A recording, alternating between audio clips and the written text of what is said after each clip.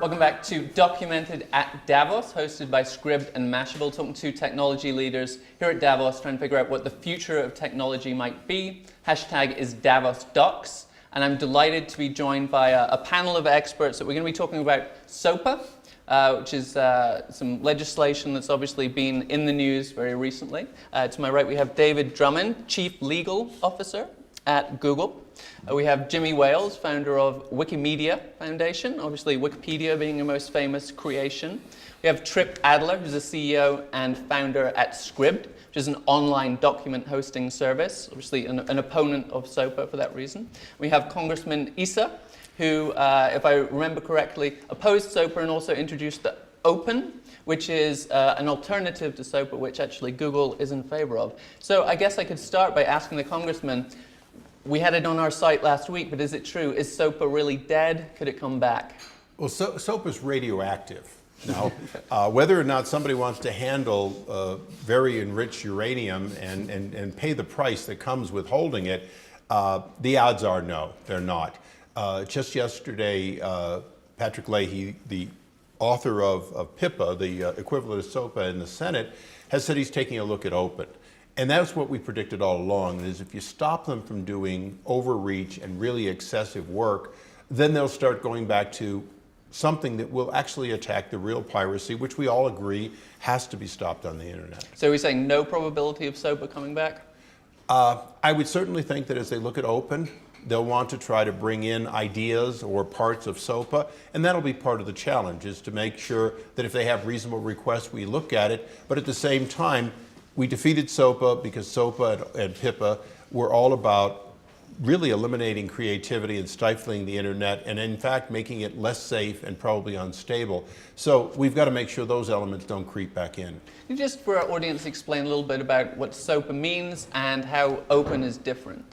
Well, one of the most important things that SOPA had was it had a denial of service implicit in it. And the idea that you're going to block the internet because somebody says that some portion of some site may have some infringement, and of course, in real time, it may not have it this moment, it may have it 10 seconds from now, and it may not have it 10 seconds afterwards.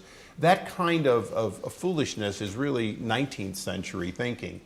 The other part was much more 20th century, which is it had a broad array of lawsuit capability, including, if you will, individual rights of action. So the singer in the band, who may not actually own the copyright but is performing, could have in fact brought litigation, either directly in the way of a suit or to the Justice Department. And lastly, it asked the Justice Department to try to go after this plethora of quote, infringers, all of whom were alleged to be overseas, but the targets that Justice could go after were all in the US.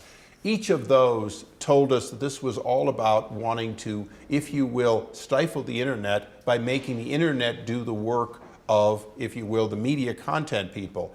We appreciate that their internet, or their assets are on the internet and that they should not be pirated, but at the same time, look to the foreign sites that are doing it, get injunctive relief quickly, and then follow it to the money, stop the money. We believe that's going to clean up the internet. We think it's a good model for the world, not just for America.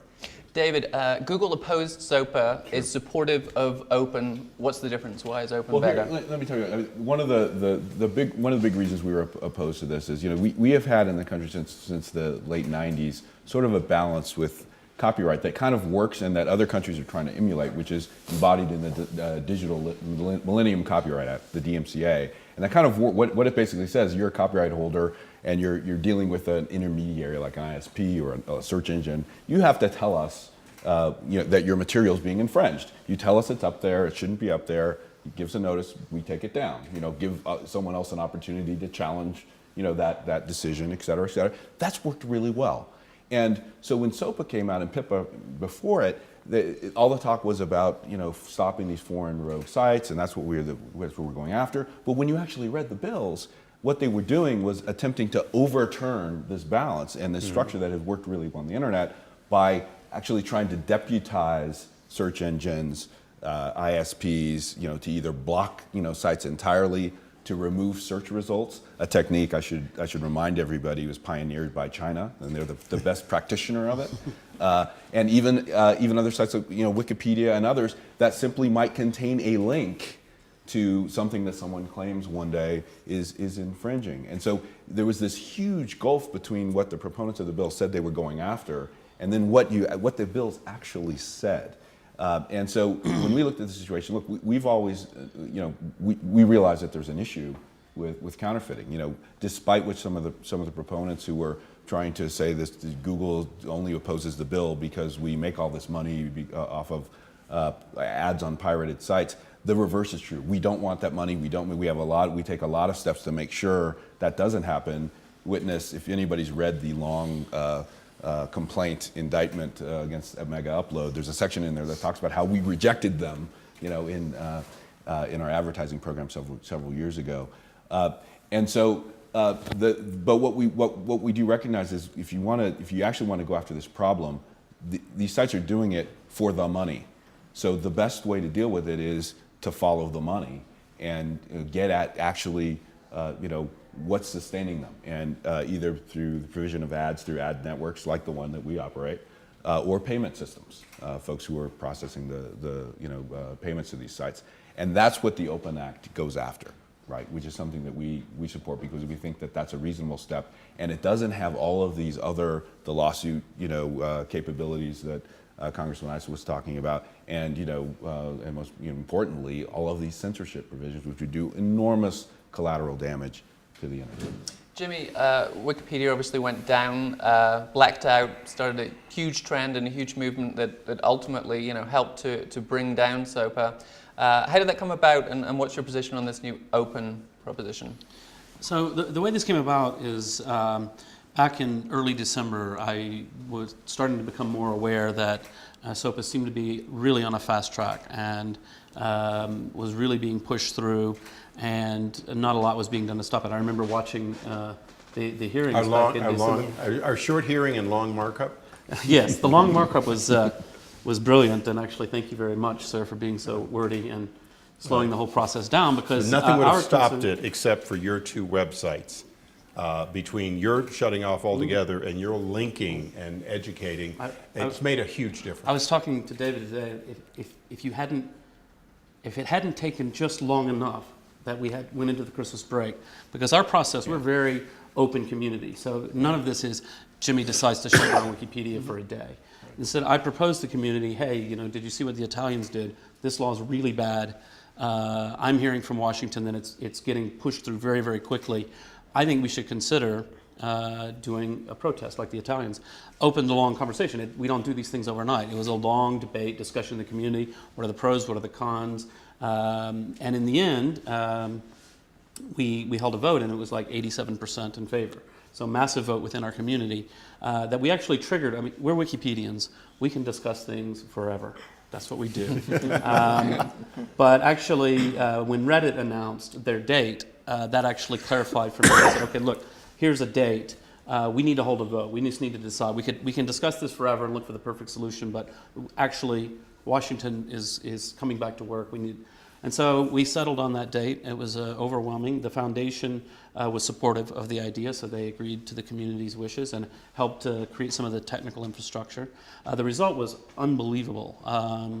For people outside the U.S., you just got a message, but inside the U.S., you had a little tool. You could type in your zip code, your postal code, and get back your phone numbers of your congressmen and senators. And 8 million people did that. 8 million people looked up their phone numbers. Now, we don't know how many called after that. Of course, enough to shut down the switchboards. Enough to shut down the switchboard. I want to get good confirmation on this, because I heard that day the House of Representatives phone system crashed, and I said, well, that sounds good. That's what I wanted to do, because I actually said the day before, let's melt some phones in Washington, and so we did. And so I think what was astonishing about that is that for a lot of the Congress, people, if it's not their specialty area, they may not know a whole lot about it. They weren't paying that much attention to it yet. And if you hear, it's some kind of squabble between Hollywood and Silicon Valley, and I don't know, Hollywood says Google's making money from piracy, and I don't know, I'm not sure what to do, but I'm against piracy and save American jobs, right? Mm-hmm.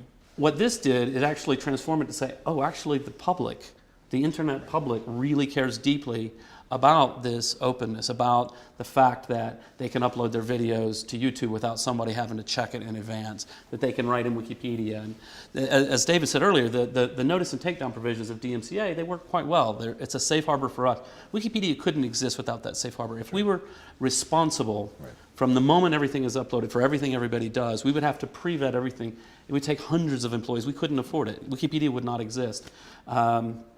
It's really important to us that we have a system in place where, yeah, you can upload something that's illegal to Wikipedia, and we have a legal responsibility to take it down. We're actually even a lot more proactive than that. Our community is quite proud on moral grounds. We wrote it ourselves, which is one of the things that irritates me when I get in a conversation with some people from Hollywood. What about the creative people? I'm like, that's us. We created Wikipedia. We wrote it ourselves, and we took all these pictures. And maybe it's not Police Academy 8, but we think it's pretty important. And so anyway, so the decision came from the community, which is very powerful. I think one of the things that was powerful about it is, this argument, Google just wants to make money off of piracy. It's not true, right? But people are like, I don't know. I don't know. Nobody ever suggested for 1 second Wikipedia wants to make money off of piracy, right? I mean, God at least would have a way of making money then, So, no. So it sort of woke people up that, actually the public cares about this. And I think that's, it's quite heartwarming that, you can get quite cynical about politics, that occasionally the voters do matter, which is a good thing. Trip, Scribd also had a protest against SOPA. How would it affect your business? So in our case, Scribd is a good example of a startup that would be really affected by SOPA. So in our case, Scribd wouldn't be able to exist if SOPA was in place. So we've since we first became public in 2007, we've been very conscious of copyright, complying with the DMCA. We've also gone above and beyond the DMCA, built a copyright filter where we work with publishers, let them upload their text and store a digital copy of their text. So if the same thing gets uploaded, we remove it immediately. And we actually learned about SOPA maybe a month or two ago when a document on Scribd started getting really popular about how SOPA was unconstitutional. And we realized that we had missed the first wave of companies taking a stand against SOPA. So we decided to do our own protest. And in our case, since we were a little bit late, we wanted to do something a little more creative. So when people first hit the site, we had all of the words on the page begin to disappear with this kind of cool effect. And it actually got quite a bit of attention. And in our case, the goal was really just to educate people on what SOPA was, because this was over a month ago when it wasn't being talked about quite as much. So we gave people more information about what SOPA was, and following our protest, there seemed to be a much bigger wave of protests, ending with the tidal wave created by Wikipedia. Since he called it radioactive earlier, I wanted to say it wasn't a tidal wave; it was the nuclear option. Right. Okay. A nuclear bomb dropped on Wikipedia. But it's made a change that I think, as a member of Congress, is profound and it's forever. And that is, the next time the content community comes with a prepackaged bill that they've written, every office is going to say, and how does a tech community feel about it? Right. And they're going to ask for, obviously there's no one voice, but they're going to ask that question. The reason this legislation came so close to passing, voted unanimously with Republicans and Democrats, people who got off the bill once they found out what they'd already voted for, amazingly, was because there was sort of assumption that Hollywood always wins. And, look, Hollywood has historically always won, but in this case, they were really wrong in what they were asking for. And my goal with the Open Act, with Senator Wyden and others, is, Zoe Lufgren out of San Jose, is we need to make sure that they do win, but they win appropriately. We want to protect against piracy, because everybody and we saw it, the 7,000 sites that went down in one way or the other, every one of them has a huge amount of intellectual property. Their names, they resolve to a name. That is crucial to them, that it be theirs and they be able to protect it. So the amazing thing is, we want to represent the 7,000 every bit as much as the others, and we think one bill can do it for both. You just hinted at an issue that came up on our side a few times. Is there a disconnect in terms of technical knowledge among your peers in terms of these new bills coming along? Do they fully understand them? Do they fully understand the technological implications? As far as I know, the only person who's written software and made money at it is Blake Farenthold of Texas, a freshman on my committee. And he made enough money that's what he spent getting elected. It really is pretty rare. You know, internet entrepreneurs have not yet come to Congress. Doctors are coming to Congress in mass numbers after healthcare reform, but it is one of our challenges. The amount of people that when you say surf, they know who he was, not what you do, or that when you say IPv4, actually get what it really means. But they're learning, and they're learning as a result of this, that, you know, trying to block domains, trying to have a denial of service on how something resolves from 4 or 6 groups of numbers, they kind of go, okay, I don't really need to know about that. I'm not going to learn how to talk in hex either. But I get it, that this is critical, that you be able to go to sites all over the world and easily resolve to a name. That's why the magic works.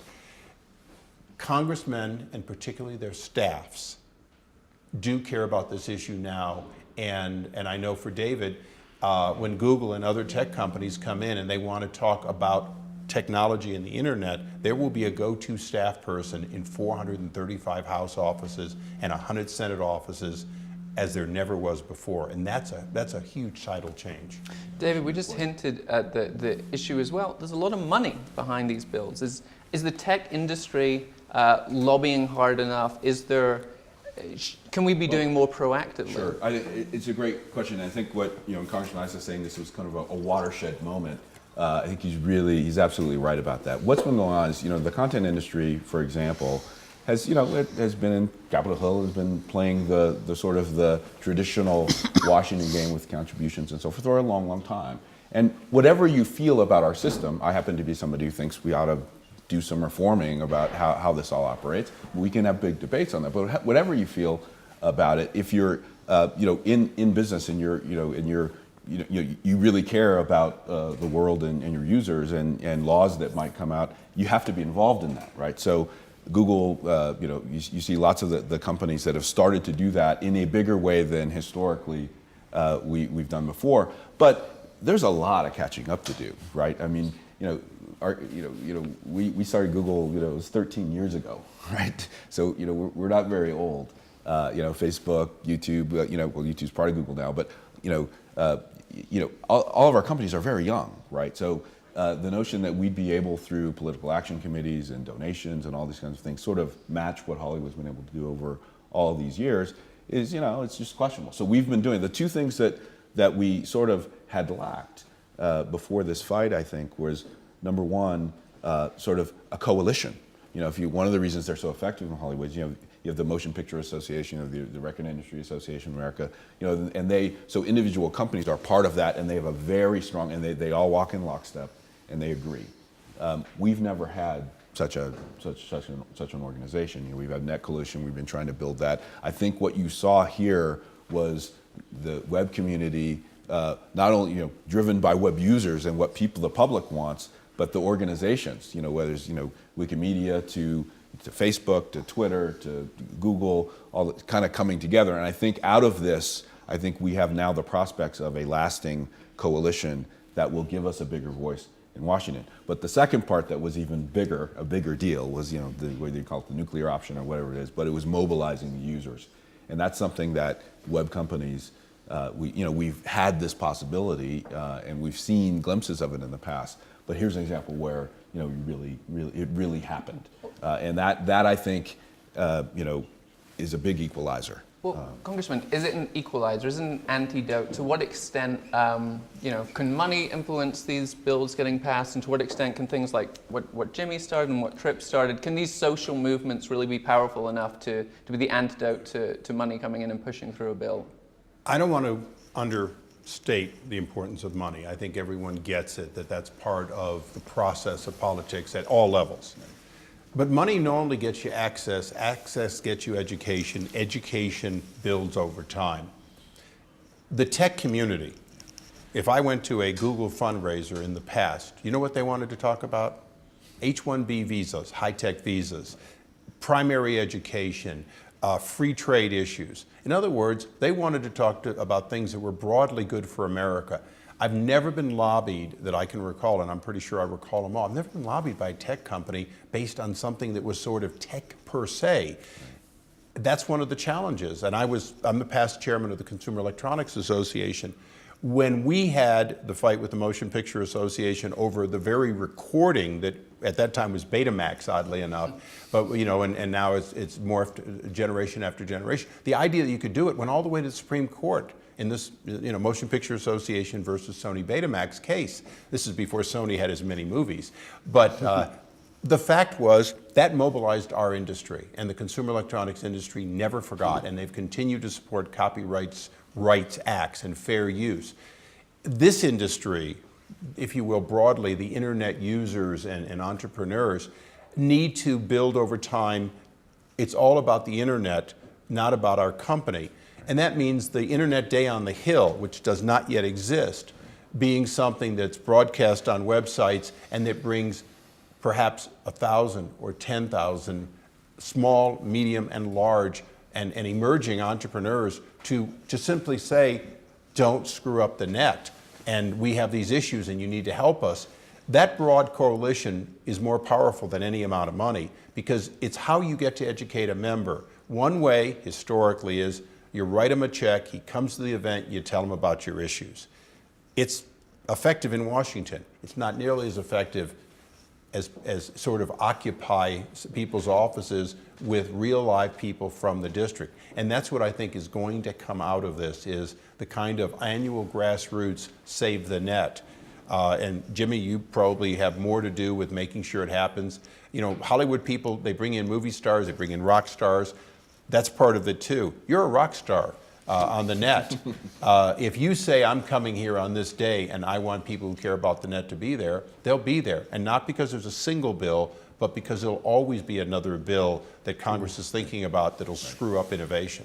Well, David, I mean, is there a case for the tech industry being more proactive about these things? And what do you see as the probability of a new bill coming along? Well, I think that's what we're saying. If you have a coalition, we're actually working together, as Congressman Issa says, to protect the internet writ large, and not sort of looking at the parochial interests of our own companies. Because we've seen some of that, because we have some are social networks, some are search engines, some do other things. We sort of haven't come together. This has brought everybody together, and I think if that's lasting, we're going to have early warning systems. We'll know what's happening, and I think we'll be much more proactive. Look, I think there will be more attempts to do this, and not just in the U.S. One of the things I wanted to make, not directly answering your question, but I wanted to make sure we covered the international implications of this fight. As I was just saying earlier to you, we actually posted, in the spirit of this kind of bottom-up movement, we posted to our social networks earlier today asking, what would our community ask you guys? And the thing that came up in over 50% of the comments was ACTA, which has just been signed in Poland today, I believe, or Poland's just signed on to it. What is ACTA? Should we be concerned? Is it on the same level as SOPA? Maybe you could give some backstory, and obviously the international. I think the Congressman could probably give a good overview. As a member of Congress, it's more dangerous than SOPA. Yeah. It's not coming to me for a vote. Right. And in fact, it purports that it doesn't change existing laws. Well, it very cleverly says, well, within existing laws, these things are already wrong. But once implemented, it creates a whole new enforcement system, and it virtually will tie the hands of Congress to undo it, because in a sense, you're in this international agreement, therefore Congress is told, well, you can't do this, you're being a bad global citizen. Well, quite frankly, that's why treaties are supposed to be ratified by the Senate. So that's what makes ACTA very dangerous.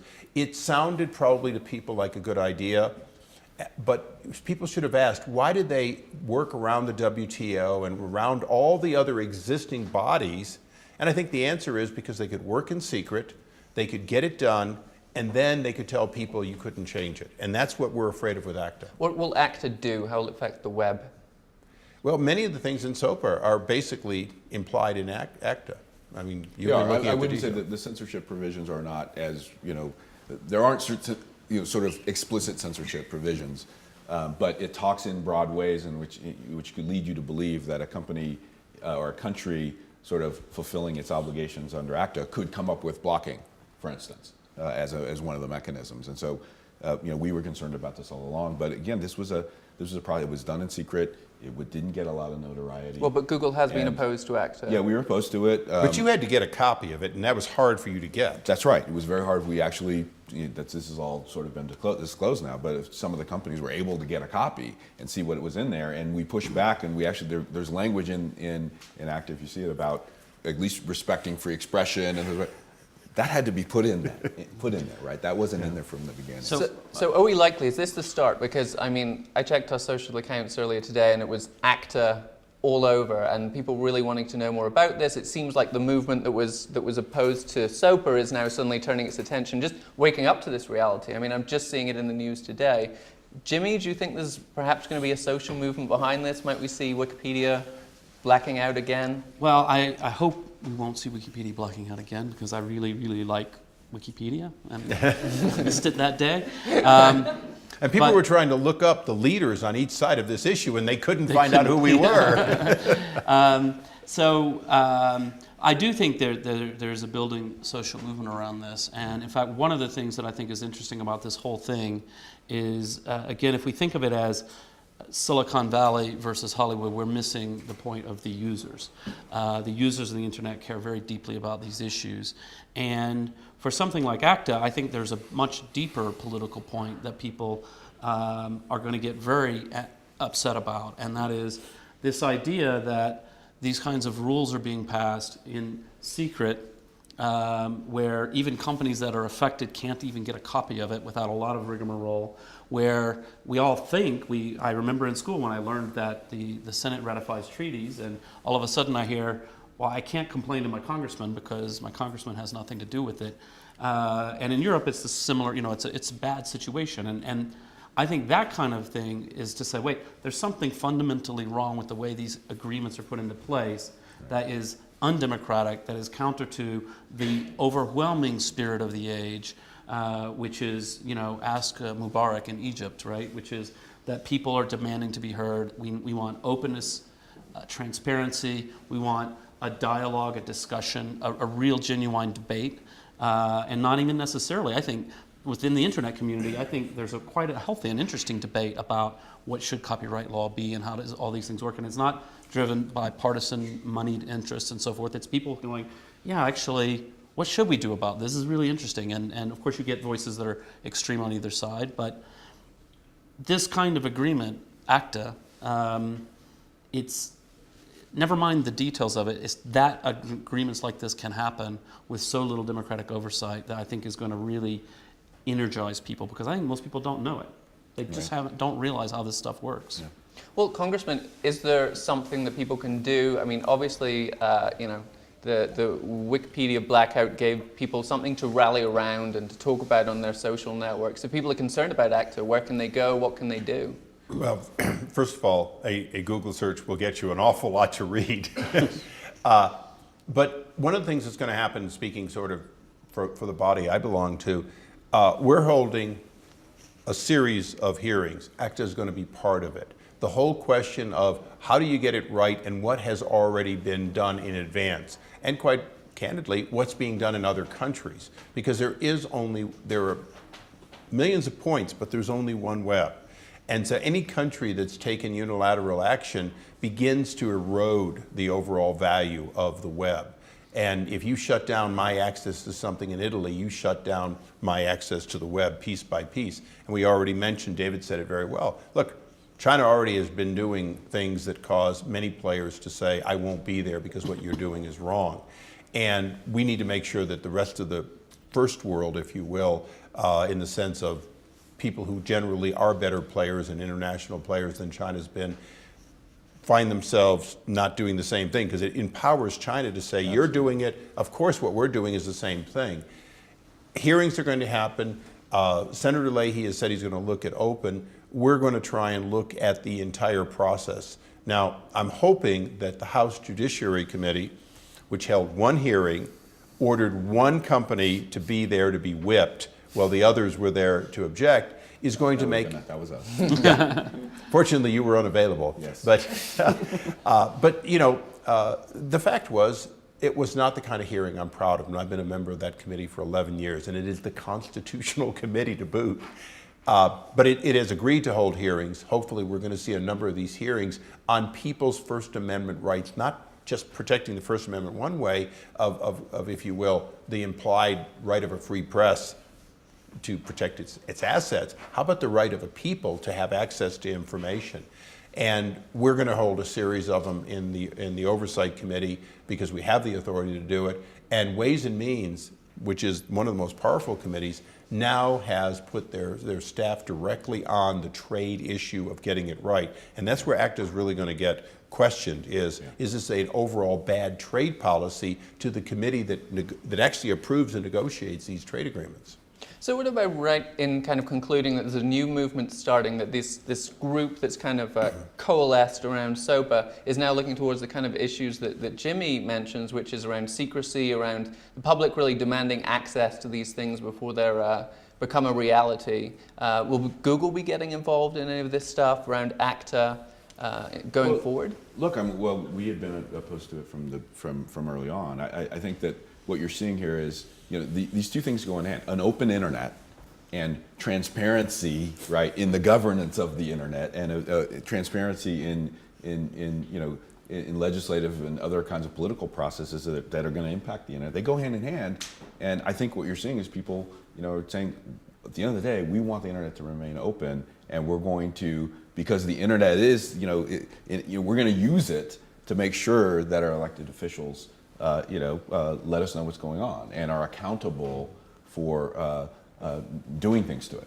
So, Jimmy, I'm not sure we got your opinion yet on open. Are you supportive of open? Unfortunately, I don't know enough about open. One of the great benefits of not being a politician is I'm not required to have an opinion on such things. So Please develop one in time, though. I will develop one in time. I will, in due course, I will develop one. I haven't had a chance to read it or really dig. I've been busy, shutting down Wikipedia. So is it not just a big switch? Yeah. No, I think it's not just a big switch. Actually, our staff was amazing. They put in long hours making sure everything went smoothly. I mean, there's a lot of moving parts and a lot of ways to get it wrong. We didn't want to break everything. So, So, for me, I think what I plan to do is I do want to continue having some kind of a leadership role with the internet community. I'm thinking of how to do that. What I'd like to do is bring together the voices of the internet community as a participant in this, as an equal participant, so that we don't end up in a situation where it's a handful of companies lobbying Congress from different industries, which I think is fine. I mean, certainly I hope Google will do everything they can to defend the net and their own interests. But I think that there needs to be an organization of this energy online for some of these broader issues that aren't just about the internet, but really about good governance, about what we expect from how governments function. And I think there's a huge opportunity here, as we've seen. We've seen the Arab Spring. I guess we call this the Hollywood Spring. And I think there should be a lot more springs. And I hope that I can play at least some small role in helping that happen. So, as an internet entrepreneur, I think it's great that we're having these conversations online about SOPA. But one thing that I don't think is getting discussed enough is the benefits that the internet has brought to Hollywood and other content producers.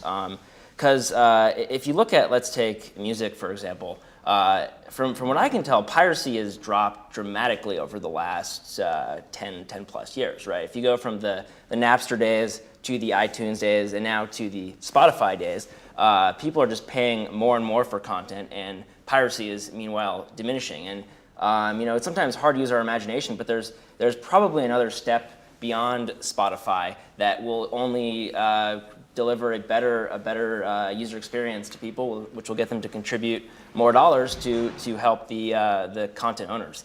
I would like to think that we can continue to develop the web going forward and maybe take a longer term perspective and realize that if we look forward as opposed to backwards, we can innovate our way to a solution that's good for for users and for the internet and for content owners.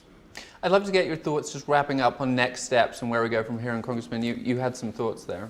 Well, one thought I wanted to get in is when we put the Open Act out, we put it on what we call Madison, named for the president, as an open bill. And it was, it was a little bit of a learning curve, quite frankly, a little bit like Wikipedia, because we didn't know who was going to be a genuine amender and who was going to be there for mischief. But we allowed the bill to have something beyond just public comment, actually allow people to offer their comments, be identified as an author, saying, I think you should change this, and then people could look and say, who was it that said this? And they could question their motives and so on. We think that that's part of the open process, is that if you can't come to Washington and have a lobbyist, but there's a piece of legislation, being able to question it, being able to amend it, or propose an amendment. We had about 11 amendments that went into the next generation of draft bill that is now technically has a number. So we think that's part of the process. SOPA would not have ended up being rushed in if it's each time before the secret versions showed up, if these had actually been opened for genuine public access for a period of time. And I don't mean a PDF posted somewhere, I mean an interactive, available document where people can make comments and the others can see it. Could be okay. No, but PDF is not okay when you want to say this line, this place, this problem, and then you want people to easily be able to mark it up. There are tools to make PDF look like something else. And please do. But we all, and I'll use Wikipedia because Jimmy's here and I want to suck up to him. I am a politician after all. But really, Jimmy, what you've been able to do to have open sites, then sites that are a little less open because they've been subjects, and then ultimately, like the president's site, where make all the comments you want, it's not going to change quickly, was a learning curve of how to create total openness, but then protect against mischief.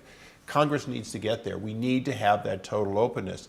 That's one of the projects that I'm hoping the internet community will say, we want to help get Congress more open. We want to demand they do the tools, but we want to help them get to those tools. And that's a challenge because I've been pushing a very well-cooked wet noodle trying to get us technology.